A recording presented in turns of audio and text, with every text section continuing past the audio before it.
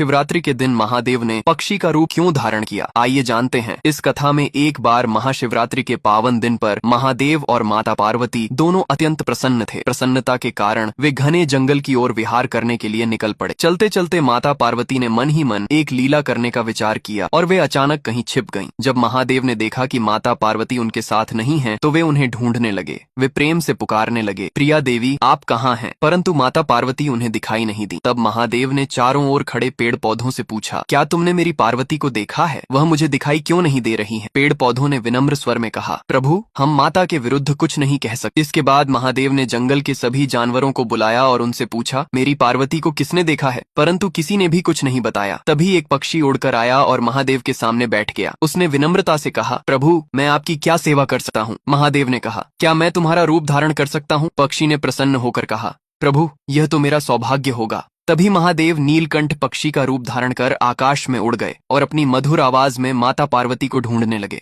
उसी समय माता पार्वती एक कमल के फूल के भीतर जाकर छिप गई। महादेव उस कमल के पास पहुंचे और बोले, देवी मैं इस फूल के भीतर नहीं आ सकता क्योंकि यह फूल आपको अत्यंत प्रिय है। यदि आप बाहर नहीं आएंगी तो मैं चला जाऊंगा। परंतु माता पार्वती ने कोई उत्तर नहीं दिया। महादेव उदास मन से जंगल की ओर लौटने लगे। जब माता पार्वती ने देखा कि महादेव सचमुच चले जा रहे हैं तो वे कमल से बाहर आईं और चुपचाप उनके पीछे चलने लगी। महादेव ने उनके कदमों की आहट सुनी और रुक गए। तभी माता पार्वती ने कहा, प्रिया स्वामी आप कहाँ जा रहे हैं? महादेव ने मुड़कर देखा तो माता पार्वती लज्जा से मुस्कुरा रही थी। तभी दोनों ने सर्प का रूप धारण किया और घने जंगल में नृत्य करने लगे। नृत्य करते करते महादेव के मस्तक से पसीने की बूंदें धरती पर गिरने लगी। माता पार्वती ने चिंतित होकर कहा, प्रिया स्वामी आपका पसीना इस भूमि पर गिर रहा है, इससे कोई अनर्थ न हो जाए। महादेव ने शांत स्वर में कहा, देवी चिंता मत करो। तभी पसीने की एक बूंद से एक और महादेव प्रकट हुए। उन्होंने आकर मूल महादेव के चरण स्पर्श की। फिर दूसरी बूंद गिरी और एक और महादेव प्रकट हुए। इस प्रकार लगातार पसीने की बूंदों से अनेक महादेव प्रकट होने लगे। यह देखकर माता पार्वती घबरा गईं। उन्होंने कहा, प्रिया स्वामी मुझे क्षमा करें, मैं आपसे हार गई हूँ। यह कहकर वे रोने लगी। महादेव हंसने लगे और बोले, देवी तुमने तो मुझे ढूंढ ही लिया। माता पार्वती ने कहा, मैं इतने सारे महादेवों को कहाँ रखूंगी? महादेव बोले, मैं स्वयं सबके लिए स्थान बना दूंगा। काशी विश्वनाथ, अमरनाथ और अन्य पवित्र स्थलों पर मैं अपने ही रूप में निवास करूंगा। वे स्थान सदा पवित्र रहेंगे क्योंकि वहाँ मेरे ही अंश प्रकट हुए हैं। यह कहकर माता पार्वती ने महादेव का हाथ थाम लिया। दोनों पुनः नीलकंठ पक्षी के ऊपर सवार होकर आकाश की ओर उड़ जाते हैं और माता पार्वती बोलती है, जो भी इस कथा को देख रहे हैं उसने मेरे महादेव के लिए लाइक और सब्सक्राइब नहीं किए हैं